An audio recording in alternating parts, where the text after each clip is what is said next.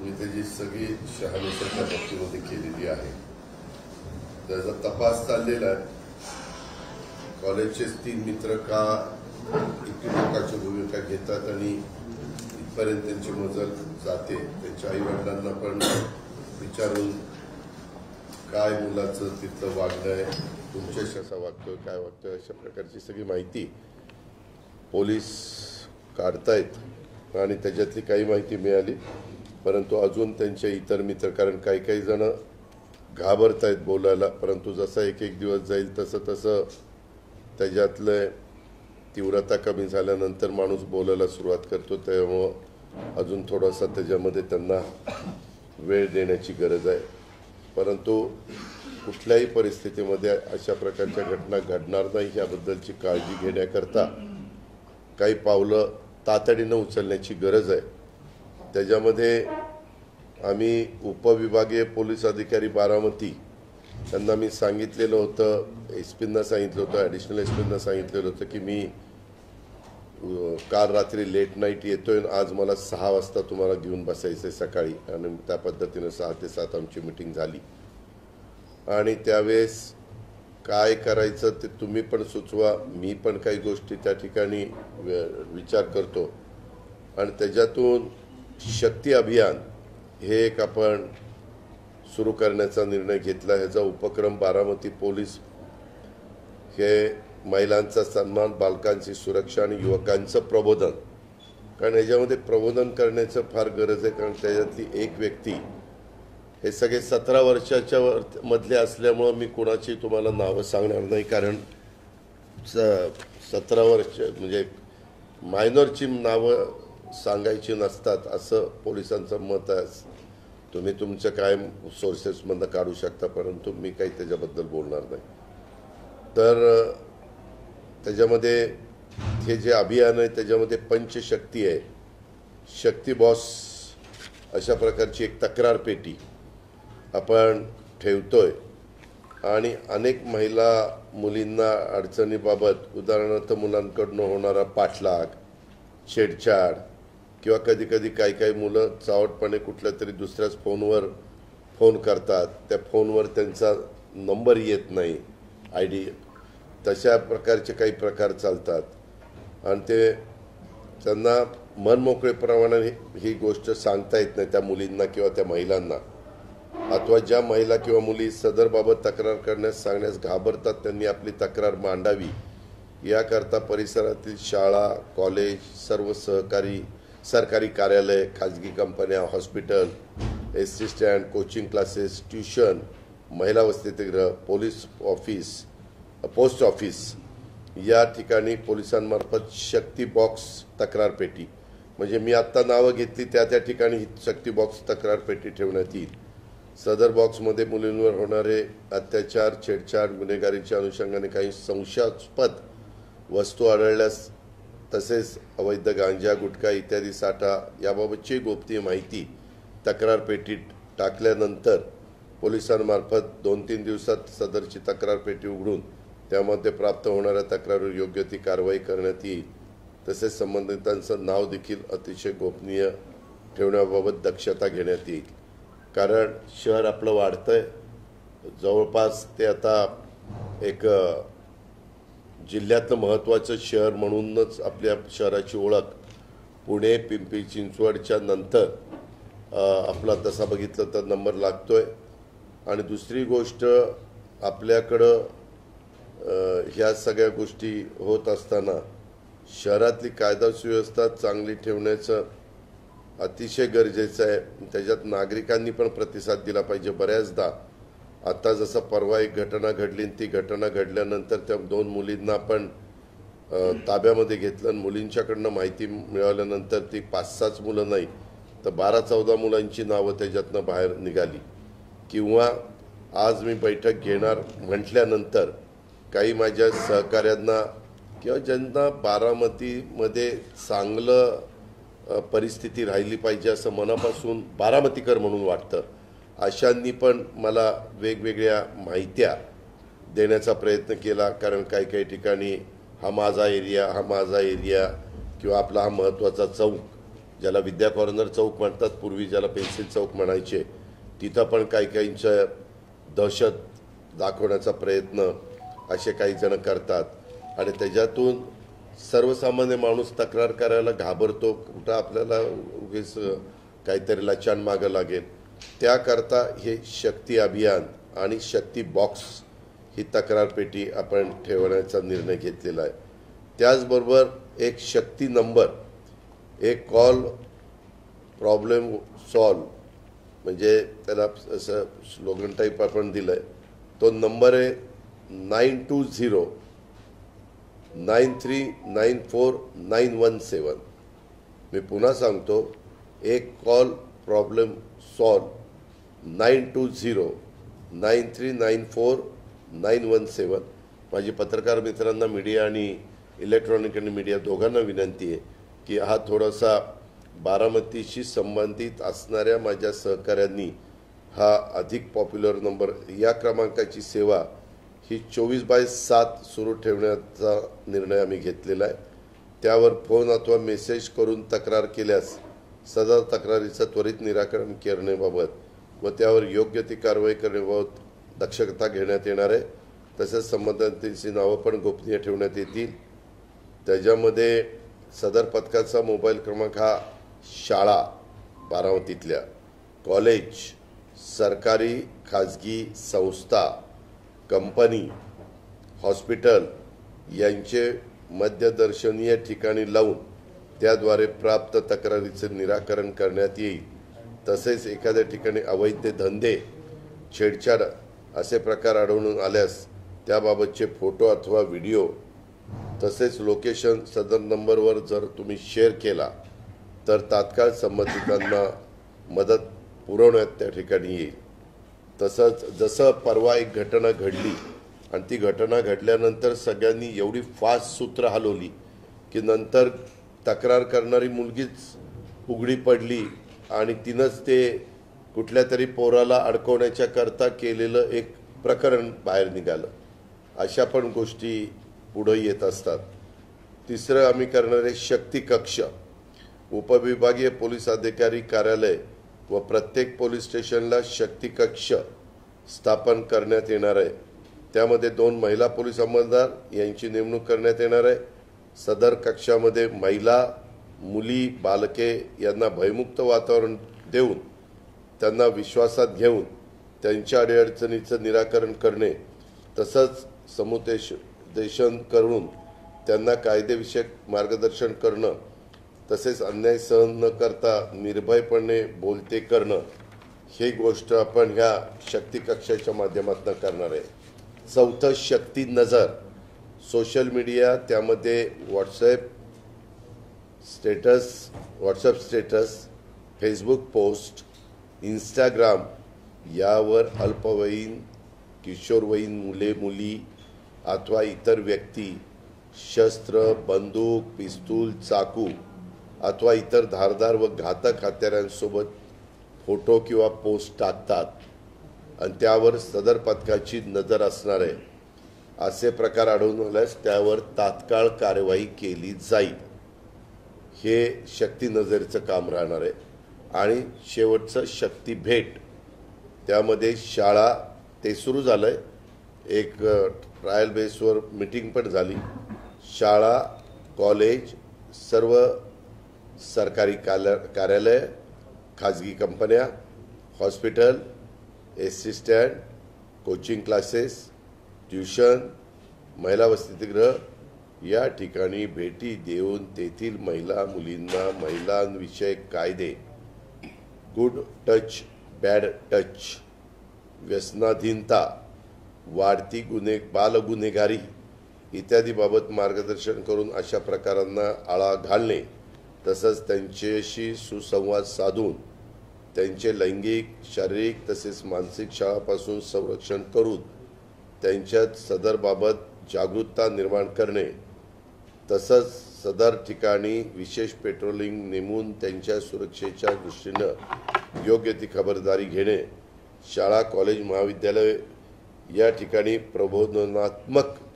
कायदेविषयक महिलांविषयाचे कायद्यांबाबत मार्गदर्शनपर व्याख्याने आयोजित करून किशोरवयीन मुले-मुली युवा शक्तीला व्यसने व गुन्हेगारीपासून परावृत्त करून त्यांचे दुष्परिणाम व भविष्यात होणाऱ्या नुकसानाबाबत माहिती देऊन बाल गुन्हेगारी व महिला मुलींच्या वरील अत्याचारास प्रतिबंध करणे तसेच महिला व मुलींमध्ये कायद्याविषयक जागरूकता निर्माण करणे तसेच सदर पथकास पुरवण्यात आलेल्या वाहनातून पेट्रोलिंग करून तसेच एसटी बस रिक्षा इत्यादीमधून साध्या विषयात प्रवास करून महिला मुलींची छेडछाड करणाऱ्या इसमांच्यावर योग्य ती प्रतिबंधात्मक कारवाई करणे संवेदनशील ठिकाणी नवीन हॉटस्पॉट तयार करून त्या ठिकाणी वारंवार पेट्रोलिंग करून सदर ठिकाणी पोलिसांचा वावर वाढवून महिला व मुलींवर होणाऱ्या अत्याचारास आळा घालणे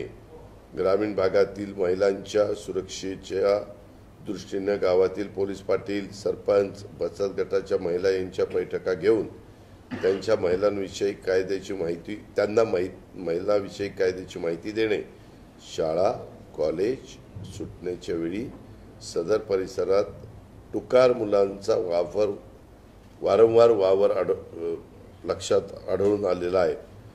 तसं झाल्यास त्यांच्यावर तात्काळ योग्य ती प्रतिबंधात्मक कारवाई करून सदर परिसरातील मुलांच्याकडून विद्यार्थिनींना विनाकारण त्रास होणार नाही याची दक्षता घेणं अशा पद्धतीनं हे अभियानाची पंचशक्ती जसं मागा मी एक बजेट पंचसूत्री दिलं होतं त्यातलाच एक प्रकार पण हे पंचशक्ती शक्ती बॉक्स शक्ती नंबर मोबाईल शक्ती कक्ष शक्ती नजर आणि शक्ती भेट ह्या मी त्यांना ह्याही सूचना दिल्यात की हे सगळं करत असताना सातत्य टिकलं पाहिजे। कारण बऱ्याचदा पत्रकार मित्रांनो एखादी गोष्ट ताजी होती त्यावेळेस त्याची खूप चर्चा होती मीडिया पण ती चालवतो बातम्या पण येतात त्याच्याबद्दल वेगवेगळे मतप्रवाहही बघितले जातात परंतु जसा एक दिवस पुढे जाईल तसं त्याची तीव्रता कमी झाल्यानंतर माणूस परत आपल्या कामाला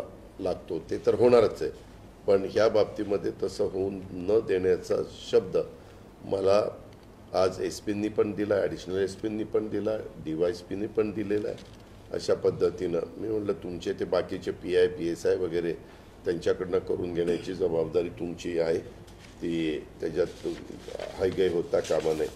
अशा पद्धतीनं हे जे कधी अक्षरशः बारामतीकरांना काळीमा फासणारी किंवा अतिशय वेदना देणारी ही जी काही घटना घडली ही दुर्दैवी घटना आहे आणि त्याच्यातून त्या दोघांनाही कशा पद्धतीत झालं काय ते दोघंही 17 वर्षाचे आपला कायदा 18च्या पुढं तो सांगतोय। मधी पत्रकार मित्रांनो एक चर्चा आमच्या स्तरावर वरिष्ठ पातळी झाली पूर्वीच्या काळामध्ये 18-21 हे वय बरोबर होतं अलीकडचा जर तुम्ही काळ बघितला आपल्या काळातलं लहान मुलाला कळणं आणि आत्ताच्या काळात जन्माला आलेलं पोरगं इतकं स्मार्ट आहे मुलगा किंवा मुलगी ते तुम्हाला पाळण्यात पण ते दिसतं आपल्याला जाणवतं किंवा त्यांचे प्रश्न जरा बोलायला लागले तर असे प्रश्न विचारतात की आपल्या काळात 5वी मध्ये न विचारणारे प्रश्न ते त्यांना बोलायला आल्यानंतर विचारतात ही फॅक्ट आहे ही नाकारू शकत नाही। त्यामुळं डिपार्टमेंटच्यातल्या पण काही अधिकाऱ्यांचं म्हणणं आहे की तुम्हाला ह्याच्यात जर बदल करता आला तर 18च्या ऐवजी ते 14-15 नाही 14 कारण 14-15 वाली पण आता काय झालं ह्या 17 वाल्यांना माहिती आहे की आपण ह्याच्यात अडकू शकत नाही त्याच्यामुळे 15, 16, 17 वाले ह्याच्यात फार म्हणजे अडकतायत त्यांच्या चुकांच्यामुळे बरोबर आहे आपण म्हणताय त्याच्यात तथ्य आहे म्हणूनच आम्ही असं म्हणतोय की ते 15, 16, 17 आम्ही आमच्या स्तरावर हा कायदा करताना केंद्राला सांगावं लागेल। आम्ही ज्यावेळेस मी जसं काल अमित भाईंशी सकाळी दुसऱ्या विषयावर बोलत होतो तसं पुन्हा त्यांची भेट झाल्यानंतर किंवा काही कारणानिमित्त मी दिल्लीला गेल्यानंतर मी जरूर ह्याच्याबद्दल सांगणार आहे वाटल्यास ते पत्रही देणार आहे मुख्यमंत्र्यांनाही सांगणार आहे की अशा पद्धतीचं पत्र देणं नितांत गरजेचं आहे कारण तुम्ही महाराष्ट्रात अलीकडे ज्या घटना घडल्या त्याच्यामध्ये बऱ्याचशा ठिकाणी अल्पवय हा मुद्दा तिथं पुढं आलेला आहे। ह्या प्रकारे ह्या सगळ्याला आळा घालण्याचं काम करण्याचा विचार आणि निर्णय, विचार म्हणण्यापेक्षा निर्णय आम्ही आज सकाळी घेतलेला. माझी तुम्हालाही विनंती आहे की तुम्ही पण मला चांगल्या चांगल्या अनेकांनी सूचना दिलेल्या आहेत, त्याच्याही बद्दलचा मी उहापोह केला. त्याच्यामध्ये मी नावं घेत नाही, परंतु वेगवेगळ्या इंदापूरमधले काही व्यक्ती इथं येऊन हे करतात, त्याच्यावर आता परवा 307चा गुन्हा दाखल झालेला आहे, किंवा ज्यांना मोका लावलेला होता ते मोक्यातनं बाहेर घेऊन पुन्हा दहशत माजवण्याचा प्रयत्न करतायत, दादागिरी गुंडगिरी करण्याचा प्रयत्न करतायत. हे कदापि बारामतीकर सहन करणार नाहीत, खपून घेणार नाहीत. आणि मी पण तुमचा लोकप्रतिनिधी आहे, तोपर्यंत मी पण हे कदापि चालू देणार नाही, हा माझा निश्चय आहे. आणि म्हणूनच ही गोष्ट मी फार गांभीर्याने घेतलेली आहे. आज हे जे शक्ती अभियान आम्ही करू पाहतोय, महिलांचा सन्मान, बालकांची सुरक्षा आणि युवकांचं प्रबोधन, ह्याच्यामध्ये हे जर योग्य पद्धतीनं सक्सेस झालं तर पुढं आम्ही ते जिल्ह्यालाही लागू करू आणि नंतर राज्यालाही लागू करू. अर्थात ते करत असताना मी त्या खात्याचे मंत्री म्हणून देवेंद्र फडणवीस साहेबांना पण त्याच्यात विश्वासात घेईल. शेवटी आम्ही सगळे एक कलेक्टिव्ह काम करत असतो आणि त्याच्यातून राज्याला पुढं नेण्याचा प्रयत्न करत असतो. आम्हाला हे CMच्याही कानावर घालावं लागेल आणि DCMच्याही कानावर घालावं, हे आपल्या इथं यशस्वी झालं तर. आणि मला असं वाटतं की ते यशस्वी व्हायला काही हरकत नाही, कारण काही गोष्टी अशा पण ऐकायला मिळाल्या की काही मुलं चुकीचे वागतात, तर त्याच्या संदर्भामध्ये पालकांना पण बोलून, पालकांना पण ह्याच्यातलं जे एका मुलगा चुकीचं वागत होता तर त्या संस्थेनी, त्या कॉलेजनी त्या पालकांना बोलून सांगितलं की असा असा ते मुलगा तुमचा चुकतोय, वागतोय, तर तिथंच त्यांनी त्या मुलाला वडिलांनी जे करायला पाहिजे ते केलं. अशा घटना आहेत. म्हणजे असं काही कुणाला वारंवार सोडलं जात नाही. किंवा काही जण आता घटना अशी पण पुढे आली की वडील यायचे, मुलीला कॉलेजच्या दारात सोडायचे, निघून जायचे, परंतु नंतर 15 दिवसां म्हणजे नंतर कळलं की ते 15 दिवस कॉलेजच्या तिथं उतरायची आणि कॉलेजला यायचीच नाही, कुठं बाहेरच फिरायची आणि संध्याकाळी घरी जायची. त्याच्यामुळं अशा पद्धतीनं ज्यांचं उपस्थिती आठवडाभर कंटिन्यू नाही म्हटल्यानंतर ती पण तक्रार पालकांना गेली पाहिजे. अलीकडे आता सगळ्या सोयी आहेत, त्याच्यावर ते काही अडचणीचं नाही. आणि ह्याच्यातून पण साधारण आईवडिलांना म्हणजे पालकांनाही कळतं की आपलं पाल्य काय करतंय. अशा पद्धतीनं तोही गोष्ट आहे. हे मला ह्याबद्दल सांगायचं होतं. दुसरं, आपल्याला सगळ्यांना माहिती आहे की तुम्हाला मी अनेक वर्ष या शहराचा, या तालुक्याचा चेहरामोहरा बदलण्याच्या करता जेवढं काही मला करता येईल तेवढं मनापासून करण्याचा मी आणि माझे सहकारी अर्थात अधिकारी वर्गाला विश्वासामध्ये घेऊन काम करत असतो. मागे आपल्या बारामती नगरपालिकेला माझी वसुंधरा 4 अभियान स्पर्धेमध्ये 2022 मध्ये आपल्याला 3रा क्रमांक मिळाला, 2 कोटीचं बक्षीस मिळालं. 2023ला आपल्याला 3रा क्रमांक मिळाला, बक्षीस 3 कोटीचं मिळालं. आणि 24 मध्ये प्रथम क्रमांक मिळाला, बक्षीस 5 कोटी रुपयाचं मिळालं. कारण बक्षिसाची रक्कम मधून आम्ही वाढवत असतो. आणि ह्याच्याबद्दल मी बारामतीकरांचं, बारामतीमध्ये आता प्रशासक आहे त्याचं, त्यांच्या सगळ्या टीमचं, सगळ्यांचंच अभिनंदन करतो, कौतुक करतो की त्यांनी आम्ही जो काही अपेक्षा व्यक्त करतो त्या अपेक्षांना प्रतिसाद देऊन काम केल्यामुळं आपण आज राज्यामध्ये प्रथम क्रमांकावर आलेलो आहे. पण ह्याचं सातत्य टिकलं पाहिजे आणि पुढं अजून त्याच्यात चांगली भर ही पडली पाहिजे. कारण अजून काही त्रुटी आहेत, परंतु म्हणतात ना वासरात लंगडी गाय शहाणी, त्यातला प्रकार आहे. तर आज राज्याचा विचार करता आपण नंबर 1ला आहोत, हे मात्र निर्विवाद सत्य आहे. पण ते अजून त्याच्यातल्या त्रुटी दूर केल्या गेल्या पाहिजेत, याहीबद्दल माझं दुमत नाही आहे. माळेगाव नगरपंचायत अलीकडेच आपण केलेली आहे सन 2023-22 मध्ये. त्याच्यात तिला 3रा क्रमांक मिळाला, त्यावेळेस 1 कोटीचं बक्षीस मिळालं. नंतर 23ला 2रा क्रमांक मिळाला, मग 2 कोटीचं बक्षीस मिळालं. आता मात्र तिचा 24ला क्रमांक घसरला, म्हणजे 4थ्यावर गेली, बक्षीस 1.5 कोटी रुपये मिळालं. त्याच्यावर माळेगाव नगरपंचायतीच्या पण CEO चीफ ऑफिसर आणि तिथल्या सगळ्या सहकाऱ्यांचं, ग्रामस्थांचं, मान्यवरांचं मी अभिनंदन करीन आणि पुढेही त्यांनी ह्याचं सातत्य दोघांनी बारामती आणि माळेगाव नगरपंचायत नगरपालिकेने टिकवावं अशा प्रकारची अपेक्षा व्यक्त करतो. माळेगाव नगरपंचायतीचं पण जवळपास 96,75,00,000 रुपयाचं पाणी पुरवठा योजनेला मंजुरी आत्ताच दिली आणि त्याच्यामध्ये जेजुरीला दिली, सासवडला दिली, अनेक ठिकाणी आम्ही दिली. त्यात माळेगाव पण आहे. ते एक तिथलं काम कारण माळेगाव चौबाजूनी वाढतंय. शेवटी पाण्याची परिस्थिती चांगली असली तरच शहराला एक मदत होऊ शकते आणि लोक आवडीनं त्या शहरामध्ये राहायला येऊ शकतात. तिसरं, तुम्हाला सगळ्यांना माहिती आहे की पूर्वी दाणे बाजार काही म्हणजे तुम्हाला माहिती असेल, तिथं आपलं कृषी उत्पन्न बाजार समिती भरायची. मोकळं पटांगण होतं, शाळा नव्हती, काय वसंतराव पवार नाट्यगृह नव्हतं, सगळं पटांगण मोठ्याच्या मोठं होतं. डॉक्टर बाबासाहेब आंबेडकर स्टेडियम नव्हतं, डायरेक्ट तिथं स्टेजवर बसलं की पार आमराईपर्यंत दिसायचं असं तो सगळं पटांगण होतं. तिथून मग साहेबांच्या काळात त्यावेळेसच्या पातू देशमुख वगैरे मान्यवरांनी ही मार्केट कमिटी हरिभाऊ देशपांडेंच्या समोर नेली. जवाहर नगरच्या शेजारी नाही रे, ते ह्याचं गणेशचं तेच ना, जवाहर नगर. तर त्याच्यामध्ये तेही कमी पडायला लागलं. मग मधी मी इथलं प्रतिनिधित्व करायला लागलो. माझ्या डोक्यात ती जवळचीची जागा आली आणि ती जागा घेतली आणि तिथं आपण ते सगळं वाढवलं. आता तेही कमी पडायला लागले. त्याच्यामुळे सुप्यालाही आता नवी जागा घेतली आणि तिथंही आता वाढवलंय सुपा उपबाजार. आणि तसंच आपल्या इथल्या जनावरांचा बाजार तिथून झारगडवाडी म्हणून गाव आहे, तिथं आपल्याला 21 एकर जागा सरकारची मिळाली आणि तिथं उपबाजार विकसित करण्याच्या बद्दल आपला प्रयत्न कृषी उत्पन्न बाजार समिती बारामतीचा चाललेला आहे. तो चालू असताना सरकारने पहिल्या टप्प्यात ही मोफत जमीन मिळणार नाही, त्याला किंमत लागेल आणि काहीतरी किंमत लावली जी नियमाने असेल.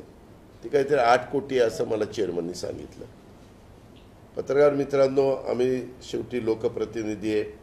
आपल्या भागातल्या संस्थांचा फायदा करणं, त्याचा डायरेक्ट इनडायरेक्ट परिणाम ग्राहकाला आणि शेतकऱ्यांच्यापर्यंत पोहोचवणं, म्हणून मी त्यात लक्ष घातलं आणि परवाच्या कॅबिनेटला 21 एकर जागा विनामूल्य मार्केटला दिली. म्हणजे मार्केटचे 8 करोड रुपये त्या ठिकाणी वाचले, बारामतीकरांचे पैसे वाचले. ते एक मोठं काम मार्केटच्या दृष्टिकोनातनं झालं.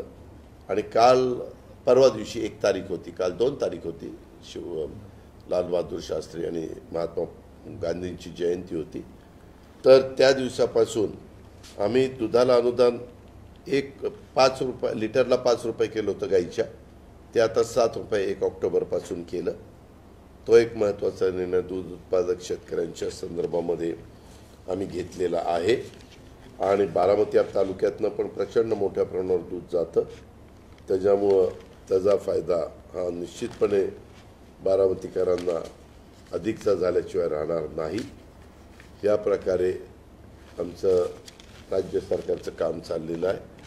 मला जरा मध्ये गॅप पडला कारण मी बऱ्याच वेगवेगळ्या ठिकाणी दौऱ्याला जातो, त्यामुळं तिथं थोडंसं यायला उशीर झाला आणि ह्या सगळ्या गोष्टी माझ्या कानावर येतच होत्या.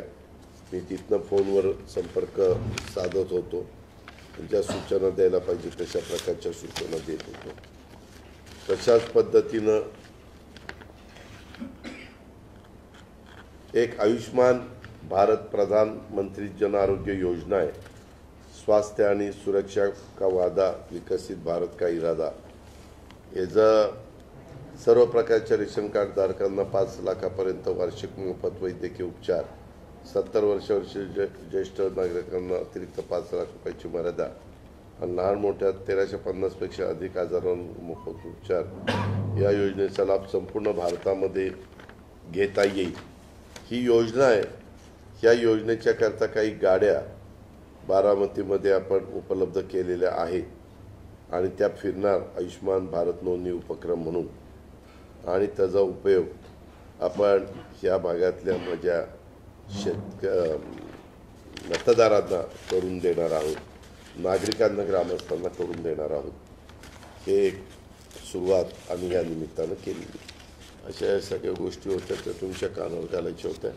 ह्याच्यावर तुमचे काही प्रश्न असेल तर आपण विचारू शकता. आपल्या बारामतीमध्ये अनेक व्यायामशाळा अशा आहेत मला प्यायला पाणी पाहिजे. इंजेक्शन दिले जातात आणि स्टुडंटचा व्यायाम करून घेतला जातो, अशांची देखील तपासणी होते. माझी तुम्हाला विनंती आहे, मी आता तुम्हाला नंबर दिलेला आहे, 5 गोष्टी सांगितलेल्या आहेत. ग्लासमध्ये आणा सांग, कोमट पाणी. तर त्यांना शिपायला सांगतो आणि त्यांना तुम्ही तशा तक्रार पेटीत टाका. माझ्याकडे ज्या ज्या तक्रारी आलेल्या होत्या त्या सगळ्याच्या उहापोह करून तशा सूचना दिल्या. मी त्यांना सांगितलं की पुन्हा आचारसंहिता लागू किंवा न लागू आपण ऑफ द रेकॉर्ड हे जी पुन्हा आढावा बैठक त्या बाबतीमध्ये घेऊ. महाविद्यालयातल्या जे कॉलेजातील मुलं येत नाहीत किंवा ॲबसेंट असतात त्यांचा पालक सभा 1 महिन्याला घेतली पाहिजे. केले आत्ता सांगितलं ना, त्याच्यात सांगितलं ना. त्याच्यामध्ये मी मगाशी सांगताना तुम्हाला ते क्लिअर वाचून दाखवलं.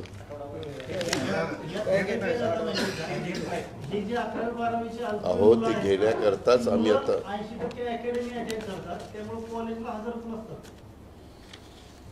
या संदर्भामध्ये ह्याला पालक पण जबाबदार आहे. शेवटी पालकांनी पण आपलं पाल्य कुठं ठेवायचं हे कळलं पाहिजे. एक आपल्याकडे फॅड निघालं, मागे एक फॅड निघालं होतं MBA घालायचं. लोक उठसूट MBA करत बसले. काय एकदा फॅड निघालं होतं मुलं कॉमर्सला घालायची, मग ते कॉमर्स करून MBA असं. शेवटी जी काही चर्चा होती आता तर इतकं मीडियामधल्या सोशल मीडियाच्या निमित्तानं व्हॉट्सअप, फेसबुक, इंस्टाग्राम वगैरे अवेलेबल आहे. सगळे गोष्टी एका क्लिकवर त्यांना माहिती होतात. त्याच्यावर त्यांनी आपलं पुढचं भवितव्य कशात योग्य आहे आपण म्हणताय त्याच्यात शासनाचं पण नुकसान होतं. 11वी 12वीला तिथं ग्रँट देतो आम्ही, पगार भरपूर म्हणजे मिळतो त्यांच्या दृष्टिकोनातनं, आणि शिकवायला मुलंच नाही. मुलं इकडे ॲडमिशन घेतात आणि तिकडं ते क्लासेस जॉईन करतात. ही फॅक्ट आहे. त्याच्या संदर्भामध्ये आम्ही काही गोष्टी करायच्या ठरवलेल्या आहे आणि चर्चाही त्याची झालेली आहे. पण काही जण पालक म्हणतात आमचा मूल पाल्य आहे, आम्ही काय करावं, तर आमचा अधिकार आहे. अरे अधिकार आहे, परंतु इकडे ॲडमिशन घ्यायची, तिकडं पुन्हा क्लासेसमध्ये दाखवायचं. आता आपल्या पक्षाकडून 10% जागा मुस्लिम समाजाला देण्यात येणार आहे असं समजतंय. मीच जाहीर केलंय, समजतंय का? किती? मी जाहीरपणे भाषणात तुम्हाला भाषण माझं ऐकत नाही का? नाही, तुम्ही म्हणला, पण किती जागा देणार आहे? 10%. मला 10 जागा मिळाल्या तरी 1, 100 मिळाल्या तर 10. साधं गणित. विसरून गेला बिचारा 10%. कालच्या गुन्ह्याच्या अनुषंगाने कॉलेजमध्ये ना जी सिक्युरिटी आहे जास्त करून वयस्कर असतात, त्यामुळे कुठे अशी एक मिनिट, मी CCTV कॅमेऱ्यामध्ये सगळं बघितलेलं आहे. त्याच्यामध्ये तुमच्यासारखा दणकट पिळदार मिशाचा जरी सिक्युरिटीवाला लागला तरी देखील ते झाड तुम्ही नीट बघा कॅमेऱ्यामध्ये. त्याच्यात ते 3 एकत्र मित्र म्हणून चाललेत आणि तिथंच एकाने चाकू काढला आणि एकाने ते कोयता काढला आणि त्याला तिथल्या तिथं मारला आणि मारले ते लगेच पळून गेले. बाकीचे 5-6 पोरं येत आहेत तोपर्यंत तो तिथं खाली पडला होता. मी व्यवस्थितपणे त्याच्यामध्ये जे काही CCTV हे आहे आणि पकडलेलं आहे. बाकीच्या वेळेस काय होतं, सिक्युरिटी तिथे तसले असल्यामुळे त्याला सोडा आतमध्ये म्हणलं की सोडतो, त्यामुळे थोडंसं चांगलं दोन्ही आहे. तो जर मुलगा तिथला त्याचा आय कार्ड असेल आणि तो तिथला असेल तरी देखील पुन्हा मी तिथला विद्यार्थी असताना हे सोडलं नाही, पुन्हा त्या सिक्युरिटीवाल्याला 2-3 झापडं मारलं झालं. या कसं आहे काय तुमचं. आता त्यातल्या एका मुलांनी का केलं तर त्याच्या वडिलांनी काय सांगितलं, तो साऊथचे सिनेमा बघायचा. साऊथचे ते काहीतरी हिंदीत डब केलेले असतात म्हणून. आणि त्याच्यामध्ये असलंच म्हणजे वडील आल्यावर बातम्या त्यांना वडील तिथं आपल्या रेव्हेन्यूकडे वेगळ्या पद्धतीनं ते काम करत होते. छोटंच घर आहे. डॉक्टर पोलीस म्हणले की दादा तर खाली 10 बाय 10चा खोली वर एक अजून एक खोली. परंतु ह्याचं वागणं बिगणं आईला सतत बोलणं, ते पिक्चर तशा पद्धतीनं बघणं वगैरे वगैरे अशा पद्धतीनं ते चाललेलं होतं. आणि एक दुसरा आहे त्याला 18 एकर जमीन आहे, तो तिकडचा शेजारच्या तालुक्यातला आहे आणि गेलेलाही इकडच्या भागातल्या शेजारचा. म्हणजे एक मुलगा त्याच्यात पुणे जिल्ह्यातला, एक मुलगा सातारा जिल्ह्यातला, एक मुलगा सोलापूर जिल्ह्यातला. नाही पण मला त्याच दिवशी आले. महायुती सरकारने जारी केलेल्या निवडणूक योजनांमुळे मोठा आर्थिक बोजा पडला आहे असे वित्त विभागाने अनिश्चित आर्थिक स्थितीबद्दल चिंता व्यक्त करताना सांगितले. वित्त विभागाने अशा निदर्शनास आणून दिले की राज्यघटनेच्या अनुच्छेद 293 अंतर्गत राज्यावर कर्ज घेण्याची मर्यादा जीएसटीच्या स्थूल उत्पन्नाच्या 3% आहे. मीच सांगतोय महाराष्ट्राला, मीच अर्थमंत्री आहे आणि तुम्हीच मला सांगताय आपलं 42 ते 43 लाख कोटी रुपयाचं स्थूल उत्पन्न आहे. किती? 42 ते 43 लाख कोटी स्थूल उत्पन्न. एकंदरीत आपल्याला काही गणित बसून दिलेलं आहे केंद्र सरकारने, त्याच्या बाहेर आपण कधीच गेलो नाही. मी 10 वर्ष आत्तापर्यंत हे खातं सांभाळलेलं आहे आणि अर्थसंकल्प सादर केलेले आहे. त्या कुठंही आम्ही पहिल्यांदा अर्थसंकल्प सादर करत असताना पगार, पेन्शन, काढलेल्या कर्जाचा व्याजाचा हप्ता या 3 गोष्टी एका बाजूला काढतो आणि मग राहिलेले पैसे डेव्हलपमेंट आणि गरीब वर्गाला लाभ देऊन त्यांना गरिबीतनं वर काढण्याच्या करता आम्ही प्रयत्न करतो. ज्याच्यातनं आम्ही मुख्यमंत्री माझी लाडकी बहीण योजना असेल, 3 गॅस सिलेंडर फ्रीची योजना असेल, 3, 5, 7.5 हॉर्सपॉवरच्या मोटारचं बिल 0, हे पैसे आम्हाला द्यावे लागतात. त्यांचे 14,000 कोटी रुपये दरवर्षी आम्हाला त्या ठिकाणी द्यावे लागतील. परंतु आपलं यंदाचं बजेट 6.5 लाख कोटीचं होतं. पुढचं बजेट आपलं साधारण 10% वाढ होती, 7 लाख कोटीचं होईल.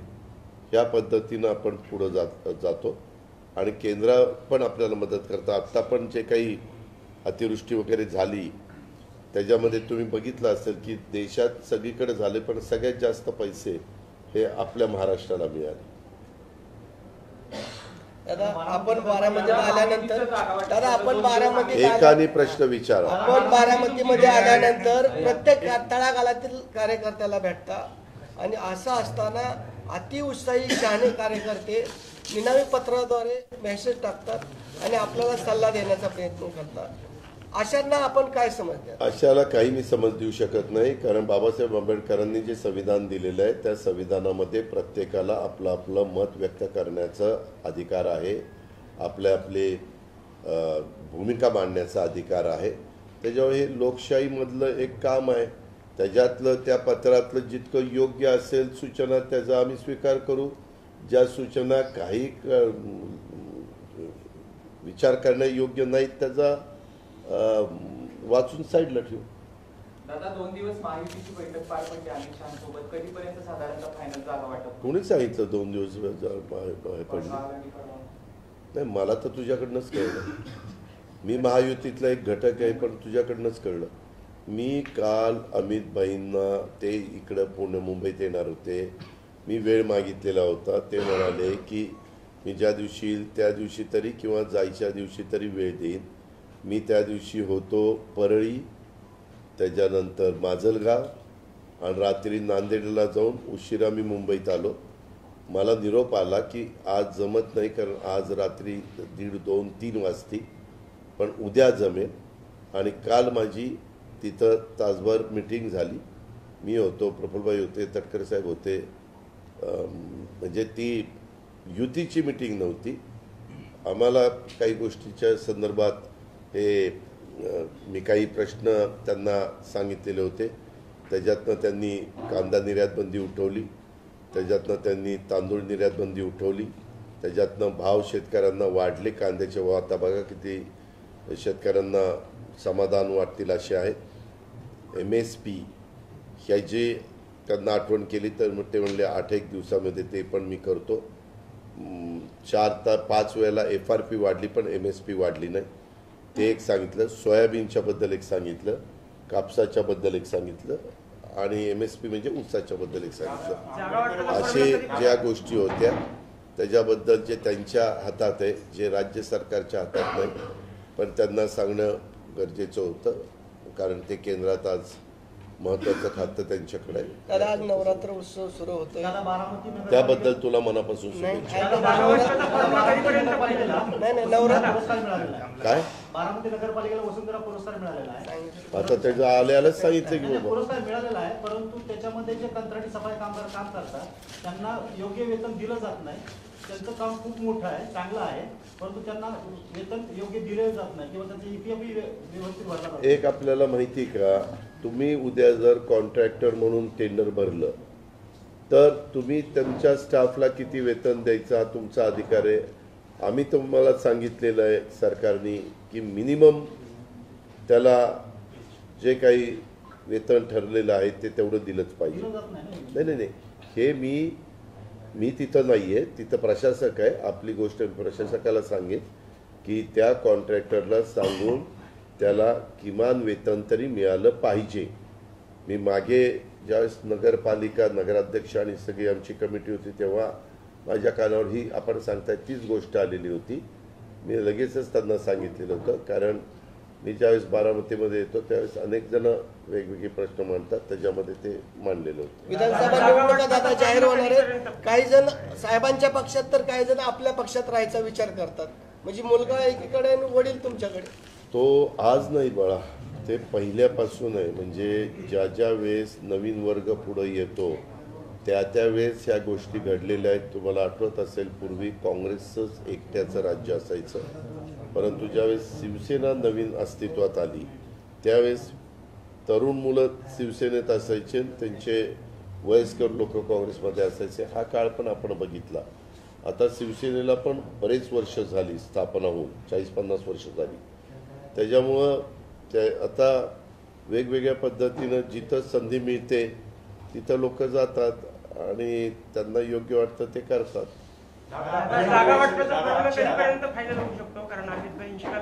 आम्ही मीडियाला मी 50 वेळा सांगितलेलं आहे, ज्या दिवशी होईल त्या दिवशी आम्हाला तुम्हाला बोलून एकनाथराव शिंदे, देवेंद्रजी, अजित पवार, बावनकुळे, सुनील तटकरे सगळे आम्ही बसू आणि प्रेस कॉन्फरन्स घेऊन 288 जागा कुणाकुणाला दिलेल्या आहेत ते सांगू.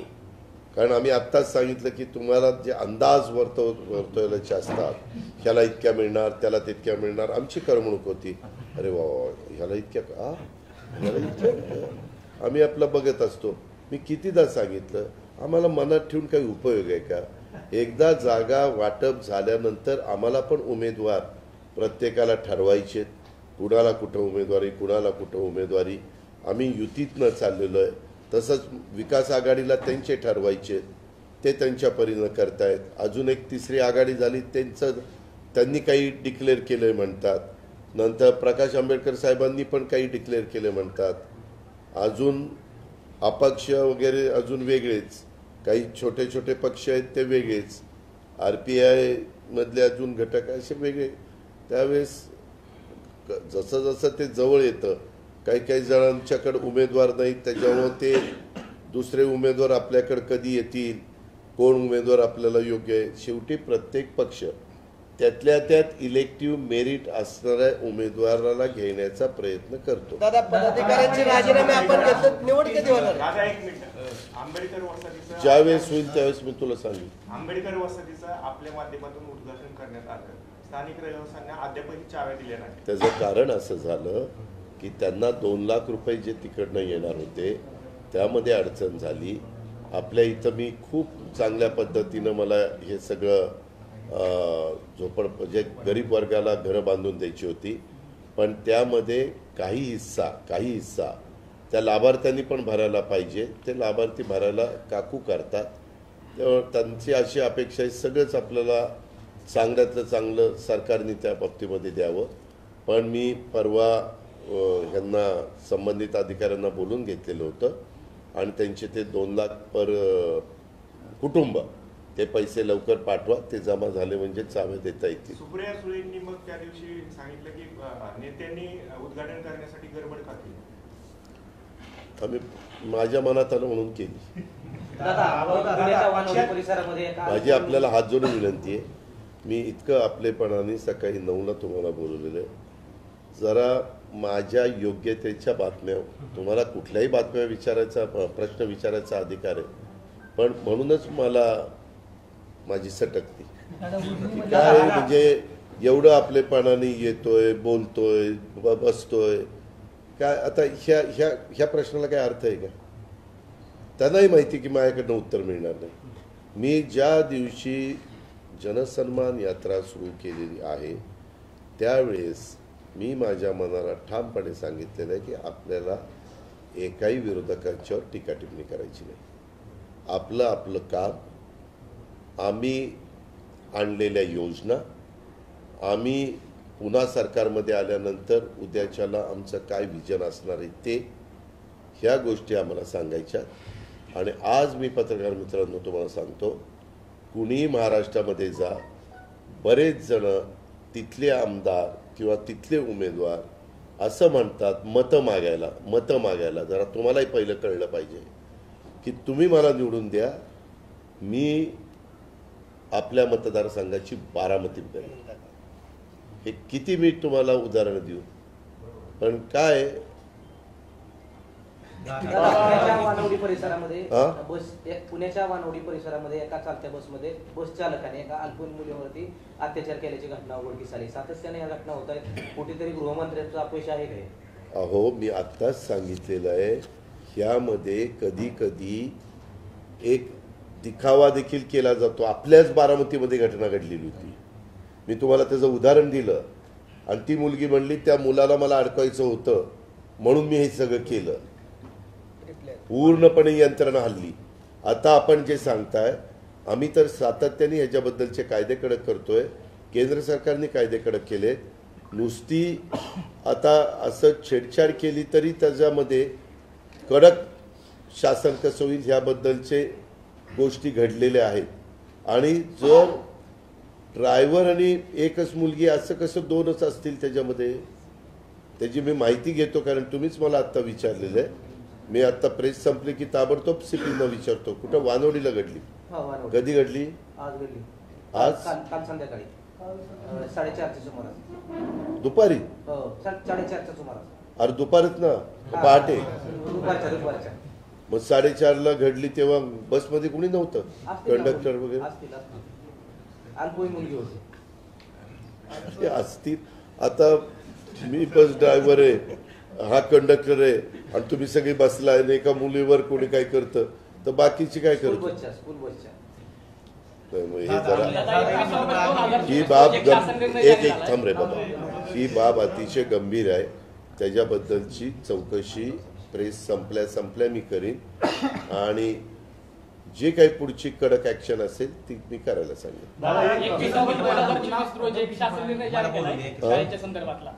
सीसीटीव्ही कॅमेरे बसवणे वगैरे असं हो केलंय ना. जिल्हा परिषदेच्या शाळा आहेत त्याच्यामध्ये अंमलबजावणी केली जात नाही. नाही, जिल्हा परिषदेच्या शाळेची परिस्थिती थोडी बिकट आहे म्हणून अंमलबजावणी केली जात नाही. मी त्याच्यामध्ये असं सांगितलेलं आहे की DPC मधनं टप्प्याटप्प्याने त्याच्यामध्ये जिथं मुलींची संख्या जास्त आहे, जिथं गरजेचं प्राधान्य, आता एवढ्या आपल्या 13 तालुक्यामध्ये शाळा आहे, कुठं प्राधान्य आहे, कुठं थोडंसं संपर्क लवकर साधता येत नाही, अशा ठिकाणी पहिल्या बसवा. जिथं शहरी भागातले शाळा किंवा बऱ्यापैकी ग्रामपंचायत आहे तिथं जरा हे करा असं सांगितलंय. आणि DPC मध्ये पण त्यांना निधी द्यायला विशेष बाब म्हणून परवानगी दिली. करा निरा स्थिरीकरण प्रकल्पासंदर्भात महत्वाकांक्षी प्रकल्पासंदर्भात आपण घोषणा केली होती. या संदर्भात पुढं काय कशा पद्धतीने पुढं कार्यवाही चाललेली आहे. आज मी डुबलला माझ्या सगळ्या प्रमुख कार्यकर्त्यांना त्याबद्दलची माहिती द्यायला सांगितलेली आहे. योजना करून ती योजना खालून वरून अशा पद्धतीनं कपोले म्हणून एक्झिक्युटिव्ह डायरेक्टर आहेत तिथपर्यंत पोहोचलेली आहे. मी त्यांना सांगतो की बाबा ती लवकर पाठवा, मला त्याला ते मंजुरी द्यायची, कारण ती 1000 कोटीची योजना आहे. पण माझं स्वतःचं मत आहे की पुरंदर, जनाई शिरसाई, बाकीचे केटीवेर, आता पण केटीवेरच्या मी परवा उदगीर वगैरे भागात जाऊन आलो.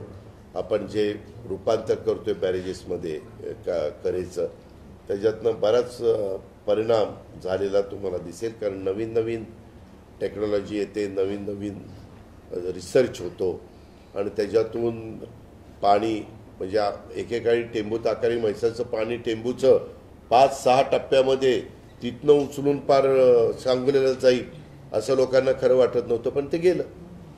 आता हायस्पीडचे पंप निघाले, आता सोलरवर देखील तुमच्या मोटरी चालू शकतात. त्याच्यावर लाईट बिल पण तुम्हाला त्याच्यातनं मर्यादित येऊ शकतं आणि म्हणून ही सगळी योजना आपण आणलेली आहे. आणि तुम्ही पाहिलं यंदा वीरवरून किती पाणी वाहून गेलं.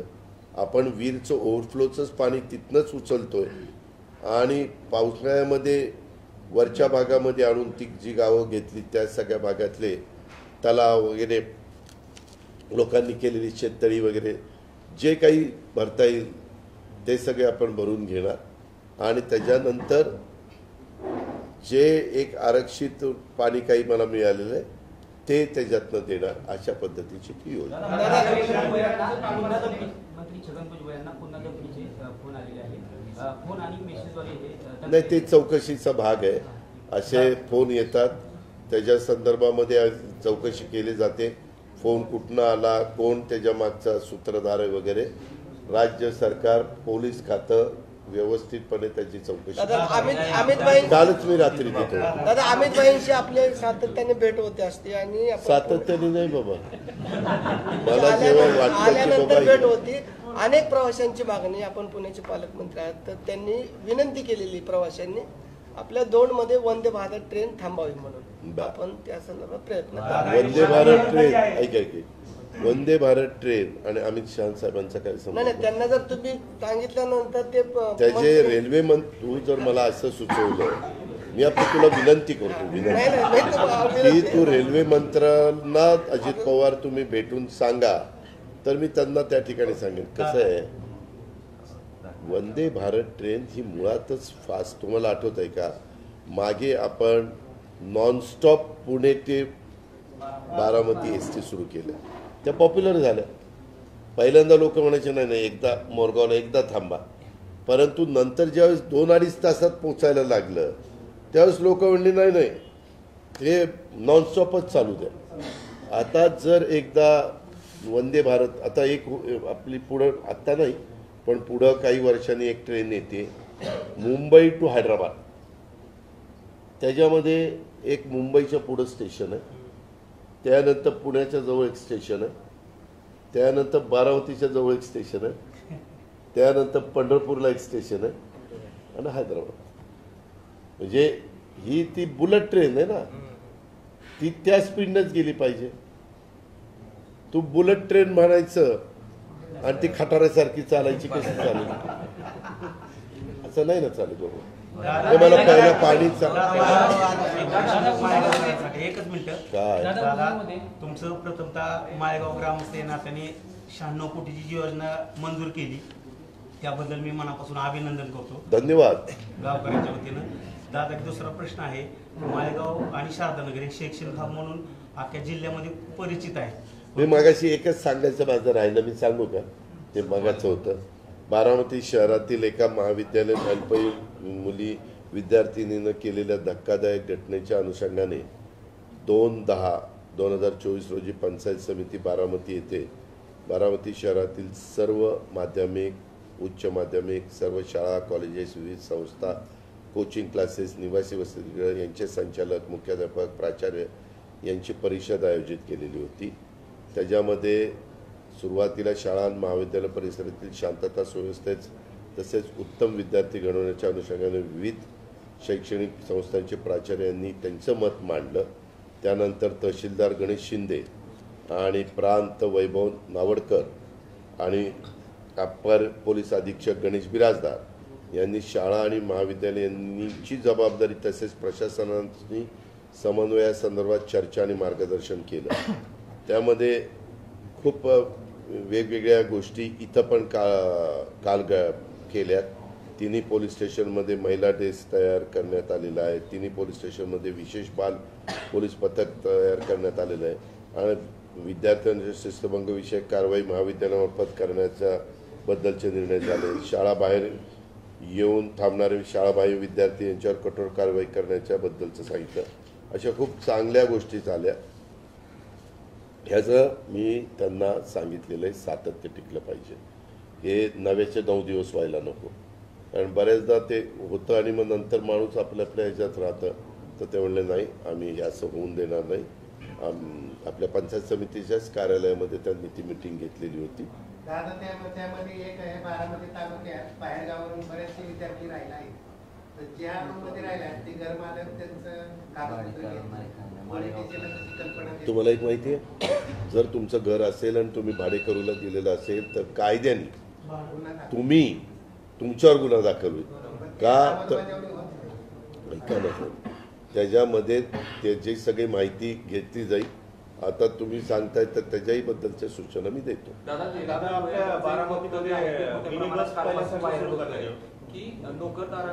काय काय काय देवेंद्र भुयार, आमदार देवेंद्र भुयार यांचे कालपासून वक्तव्य व्हायरल होतंय की नोकरदारांना चांगल्या मुली तर शेतकऱ्यांना 3 नंबरचा गाळ मिळतो. त्याच्यावरती देवेंद्र भुयार असं म्हणतात की 2001 मी एक मिनिट, ती देवेंद्रांनी केलेलं स्टेटमेंट अतिशय चुकीचं आहे. त्याला मी सांगितलं की तू दिलगिरी व्यक्त कर. माझ्याकडनं बोलण्याच्या ओघात अशा प्रकारचं वक्तव्य केलं ते अत्यंत चुकीचं होतं. मुलींना वेदना देणारं होतं. शेतकऱ्यांच्या बद्दल एक अपमान वाटणारं होतं. असं कालच रात्री मला कळायला मी त्याला सांगितलं. कारण तो 5 वर्ष माझा सहयोगी म्हणून त्याने माझ्याबरोबर काम केलेलं आहे. तो शेतकरी संघटनेतून निवडून आला होता परंतु काम करत होता. मी त्याने सांगितलं, दादा मी करतो, माझा बोलण्याचा हेतू तसा नव्हता.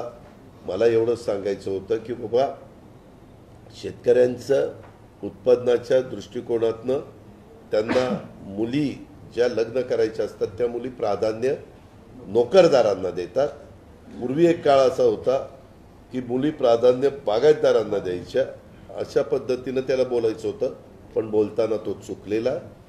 चूक ती चूकच आहे आणि त्याच्या संदर्भामध्ये त्याला क्लिअर सूचना मी दिलेल्या आहे. मी त्याला सांगितलं मला हे अजिबात तुझं स्टेटमेंट योग्य वाटलेलं नाही आहे. हे ताबडतोब मागे घे आणि त्याच्याबद्दल तू दिलगिरी व्यक्त कर. मग असं सांगितलं.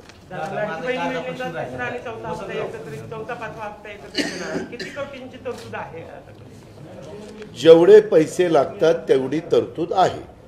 ह्या गोष्टीला 46,000 कोटी रुपये एकंदरीत लागणार आहे.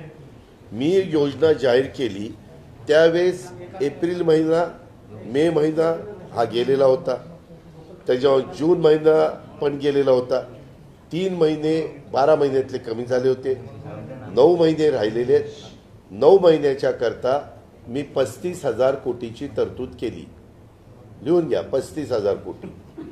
त्याच्यामुळं हिशोब लावा, 12 महिन्याला 46,000 कोटी तर 9 महिन्याला किती? ते 35च्या आतच येतात. अरे बाबा मी खूप वर्ष याचं काम केलेलं रे अर्थमंत्री म्हणून. हे काय होतं, विरोधक त्यांना वाटलं नाही ही योजना इतकी लोकप्रिय होईल. आम्ही ज्यावेळेस महाराष्ट्रामध्ये फिरतो त्यावेळेस काय बहिणींनो, माय माऊलींनो पैसे आले का? आले दादा आले. त्यातली 2-3 म्हणतात नाही अजून माझे आले नाहीत, परंतु माझा फॉर्म स्वीकारलाय परंतु अजून आले नाहीत. येतील. म्हणजे एक समाधान महिलांच्या मध्ये पाहायला मिळतंय. आणि आम्ही केली ना बाबा तरतूद. आता सांगितलं ना तुला, तू केला का हिशोब 9ला किती?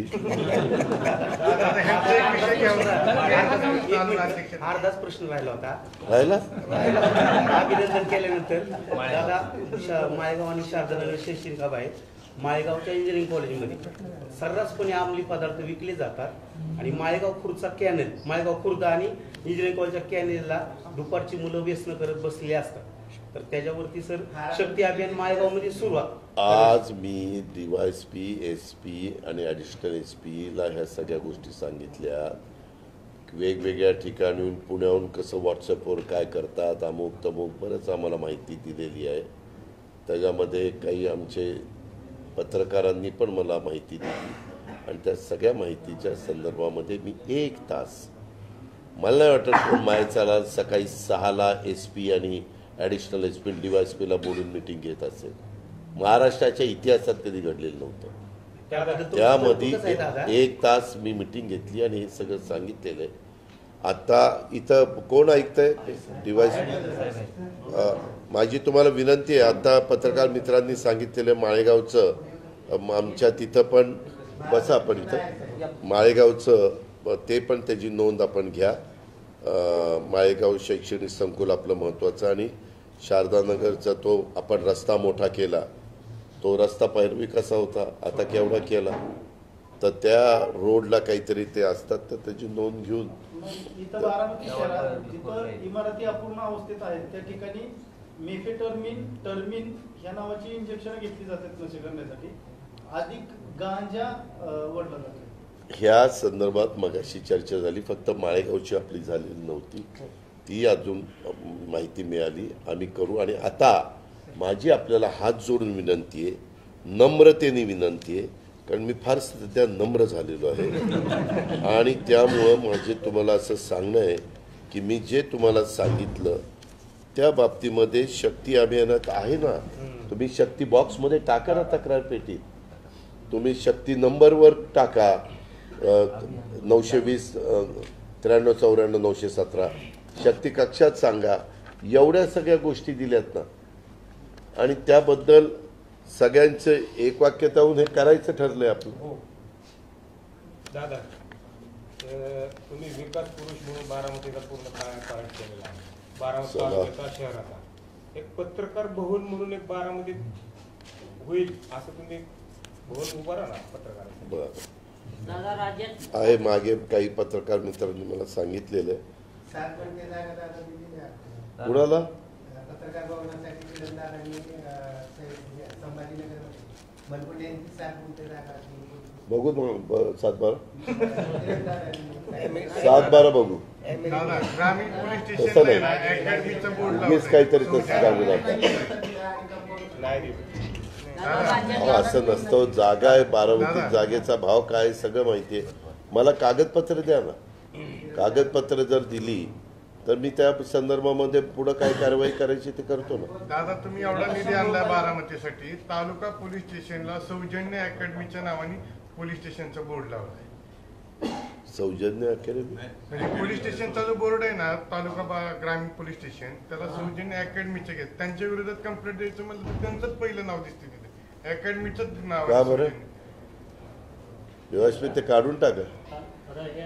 मी आल्यालाच बघितलं, तो बोर्ड तेव्हाच काढलेला आहे, तो पूर्वीच आहे, जवळपास 4 ते 5 महिने. जरी असला तरी तो ताबडतोब काढा. आपलं शासन एवढं काही कमजोर नाहीये. आपण कशा इमारती केल्यात तुम्ही बघताय, सगळ्या राहण्याच्या इमारती, तुम्ही बसण्याच्या इमारती, तुमचा DYSP नाही परंतु बाकीची इमारती, बिराजदार बसतात ती इमारत, सगळ्या इमारती आपण चांगल्या केल्या. एवढंच कुणीतरी काहीतरी पोलीस खात्याने कुणाकडनंही सौजन्यांनी काही घेण्याचं कारण नाही. यदा कदाचित चांगल्या कंपनीने CSR मधनं दिलं असेल तर त्यांचं बोलायचं नाव आम्ही लिहिणार नाही. CSR मधनं एक चांगल्या भावनेने द्यायचं असेल तर द्या, संपला विषय. 500 रुपयाला मिळत आहे, तर 100 रुपयाचा दस्त जो मिळत होता तो आता 500 रुपयाचा स्टॅम्प. असं कसं? अहो असं नाही हो, 100 रुपयाचा स्टॅम्प कुणाकडे मिळतो? अहो कुणाकडे मिळतो? स्टॅम्प लागतोय ना, तो 500 रुपयाचा केलेला. आता 100 रुपयाच्या स्टॅम्पवरची प्रतिज्ञापत्र देत होता आपण, ते 500 रुपयावरती 500 रुपयाच्या स्टॅम्पवरती केलं बंधनकारक नाही. तो सांगताना असं सांगतोय की 100 रुपयाचं 500 निघाला. हे म्हणतात ते बरोबर आहे, काही म्हणतात ते बरोबर. 100 मध्ये ऍप्रोडेट करत होतो ते आता हे आपल्यात असं ऐका ना मित्रांनो, मीडिया म्हणजे इलेक्ट्रॉनिक प्रिंट, आपल्याला असं काही करता येईल का? जसं आता ह्यांनी हे काही करून अधिकची माहिती देण्याचा प्रयत्न करतात, त्यावेळेस सिनियर जे पत्रकार आहेत त्यांनी एक असा गेट टुगेदर करून हे नवीन जे येतात त्यांना कसे प्रश्न विचारायचे तेच माहिती नसतं. नाही, माणूस नवीन नाही, त्याच्यामुळं जरा सांगून की बाबा हे असं विचारलं पाहिजे, तसं विचारलं पाहिजे, कारण त्याच्यात काय होतं आपलंच हसं होतं. ते नको व्हायला. एक मिनिट, आम्ही काही वाढ केलेली आहे. त्याचं कारण ज्या वेळेस तुम्हाला डेव्हलपमेंट दिसते, आज हजारो कोटी आम्ही ज्या योजना आणल्या ते पाऊण लाख कोटीच्या आणलेल्या आहेत. त्याच्यामुळं जो इन्कम टॅक्स भरतो त्याने भरलाच पाहिजे, जो GST भरतो त्याने भरलाच पाहिजे, जे काही एक्साईज भरतो त्याने भरलाच पाहिजे, जो नोंदणी करतो त्यांनी नोंदणी करून घेतलीच पाहिजे, कारण त्याच्यातनं आपल्याला उत्पन्न मिळतं आणि त्याच कराच्या पैशातून आपण ही डेव्हलपमेंट करत असतो. आता तुमचं बारामतीचं काही वर्षापूर्वीचं गेस्ट हाऊस आठवा आणि तिथं त्याच गेस्ट हाऊसला जर काही थोडं बहुत डोकं चालवलं तर काय घडू शकतं तेही आठवा. दादा, मनोज जरांगेंना मदत केलेल्या आमदारांविरोधात लक्ष्मण हाकेंनी इशारा दिलाय. 100 मतदारसंघांची त्यांनी यादी बनवली, तर विधानसभेला मराठा आणि मला सांगायचं आहे, त्या संदर्भामध्ये असे अनेक जण वेगवेगळ्या पद्धतीनं वक्तव्य करतात. त्याबद्दल मी काय बोलणार आहे. मी तुला मगाशीच सांगितलं, तू एक पण म्हणतात. राष्ट्रवादी काँग्रेस पक्षात तुम्ही पदाधिकारी बदलाचा जो निर्णय घेतला त्याच्यामुळे कार्यकर्त्यांमध्ये भरगळ आली का? आली काय? आली? ठीक आहे, मग त्याची किंमत मला मोजावी लागेल ना, मी मोजेन. दादा, राज्यातील साखर कारखान्यांच्या थकामीचं जे शुल्क आहे ते कमी करण्याचा निर्णय घेतल्यामुळे राज्यातल्या साखर एक मिनिट, राज्याचं फक्त साखर कारखान्याचं नाही, राज्य सरकार ज्याला हमी देतं त्याला हमी देत असताना आम्ही 2% रक्कम घ्यायचो. परंतु हमी देताना एखादी गोष्ट असेल तर त्यांना 200 कोटी रुपयाची हमी दिली, 300 कोटीची हमी दिली, तर त्यांना 3×2=6 कोटी रुपये द्यावे लागायचे. आपण हमी कुणाला देतो? जो कमकुवत असतो त्याला वर काढण्याकरता हमी देतो. मग आम्ही विचार केला आणि मग ते 0.5% आणली. प्रस्ताव मी कॅबिनेटला आणला, कॅबिनेटने तो मान्य केला. का तर त्यालाही परवडलं पाहिजे. ते 2% जरा जास्त होत होतं आणि त्याच्यात मग कुणी देत पण नव्हतं, त्याच्यातनं प्रॉब्लेम क्रिएट होत होते, नुसते आकडे फुगून दिसायचे. म्हणून त्यांचंही काम व्हावं, आपली पण वसुली व्हावी. मग चांगली गोष्ट झाली. हे इनडायरेक्ट शेतकऱ्यालाच मिळाला, ऊस उत्पादक शेतकऱ्याचाच फायदा झाला. दादा, प्रतिक्रिया आली भावी मुख्यमंत्री अजित दादा, तर लाडकी बहिणीतून तुम्हाला मुख्यमंत्री परत करण्याची लाडकी बहिणी लाडक्या बहिणीची असो किंवा इतर कोणाची असो, मी सतत महाराष्ट्राला सांगतो की बाबा नो, असं म्हणून कोणी मुख्यमंत्री होत नाही. त्याला 145ची जी मॅजिक फिगर आहे, 145, ती जो साध्य करू शकतो तो त्या राज्याचा मुख्यमंत्री होतो. आता कार्यकर्ते प्रेमापोटी बोर्ड लावतात, काही बोर्ड लावून स्वतःचं समाधान करू शकतात. मी तर नेहमी सांगतो असे बोर्ड लावत जाऊ नका. पण आता तर आपल्या बारामतीमध्ये फॅडच निघाले, हे एक बोर्ड लावला की दुसऱ्याचा बोर्ड. माझी बायको सुद्धा तुमचा आभार मानले, द्यायला कुणी? माझ्या बायकोने आभार मानले. धन्यवाद. तुमच्या पत्नीला खूप खूप त्यांनी माझे आभार मानल्याबद्दल. मी ज्या उद्देशाने आम्ही मुख्यमंत्री माझी लाडकी बहीण योजना आणली, तो उद्देश आमचा सफल झाला. कारण आम्हाला तेच आमच्या मायमाऊलीच्या भगिनीच्या चेहऱ्यावर हसू पाहायचं होतं, आनंद पाहायचा होता, तो मिळाला. त्याच्यात आम्हाला समाधान. धनगर समाज सातत्याने एसटीचं आरक्षण मिळावं म्हणून केंद्राकडे आणि राज्याकडे मागणी करतोय. आता राज्य सरकारकडं धनगर आणि धनगर राज्यात एकच आहेत अशी शिफारस मागत आहे. राज्य सरकारची भूमिका नेमकी काय आहे? राज्य सरकारची भूमिका मध्ये मुख्यमंत्र्यांनी एकनाथराव शिंदे साहेबांनी एक मीटिंग घेतली. त्या मीटिंगमध्ये एक कमिटी नेमलेली आहे आणि त्या कमिटीला त्याच्याबद्दलचा अभ्यास करायला सांगितलं.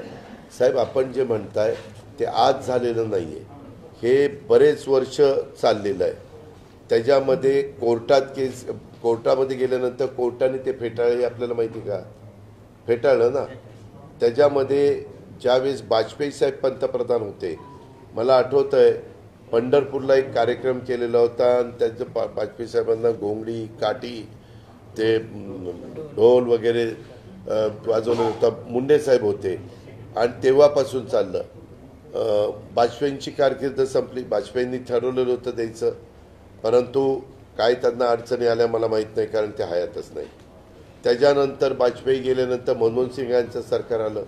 मनमोहन सिंगांच्या सरकारच्याही काळामध्ये ते होऊ शकलं नाही. त्याच्यानंतर मोदी साहेबांचं सरकार आलेलं आहे, त्याही काळामध्ये अजून त्या ठिकाणी ते होऊ शकलं नाही. ही वस्तुस्थिती आहे. त्याला काहीतरी कारणं असतील ना, कारण कुठलाच प्राईम मिनिस्टर करू शकत नाही.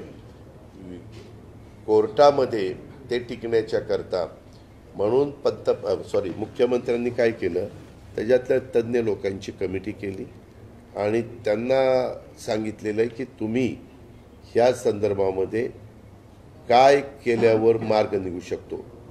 कारण त्याच्यात दुसराही एक वर्ग उभा राहिला आहे, तो म्हणजे शेड्यूल ट्राईबचा. तो म्हणतोय की आमचं जे काही ST आहे त्याच्यात इतरांना आणू नका, असं त्यांचं म्हणणं आहे. तो 7% 8% असा काहीतरी वर्ग असेल, पण ते पण मध्ये 3-4 दिवसापूर्वी उपोषणाला त्या बाबतीमध्ये बसलेले होते.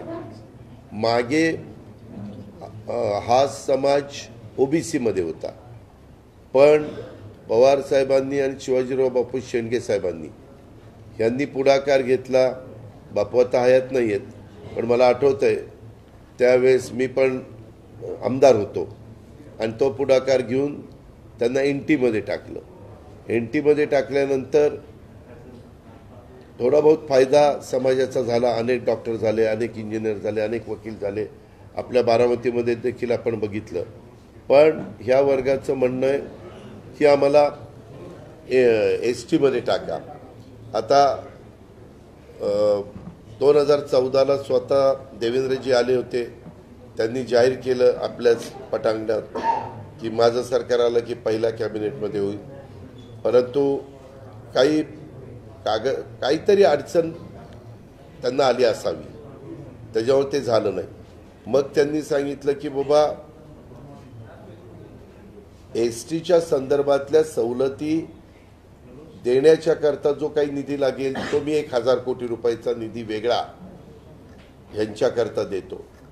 आणि त्या पद्धतीनं तिथं सुरुवात झाली. आता हॉस्टेल बाकीच्या सगळ्या गोष्टी ही कामं चाललेली आहेत, पण आता त्याचा नीटपणे अभ्यास करण्याच्या करता एकनाथराव शिंदे साहेबांनी कमिटी नेमलेली आहे आणि ती कमिटी नेमल्यावरच एक वेगवेगळे उपोषणाला बसलेले होते ते उठले.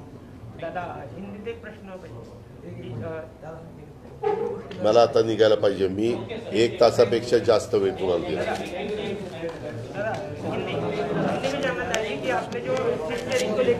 आता एकदम